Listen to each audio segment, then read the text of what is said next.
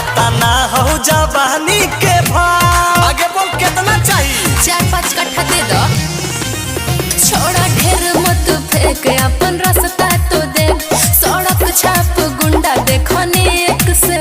तनी कंट्रोल में रह। काय हो चिंटू राजा में तसिक मत कर परेशान। अरे बाप जब बांध ले तो बभना पगड़ी आगे जान तो अपने ही लई कमरी आगे जान।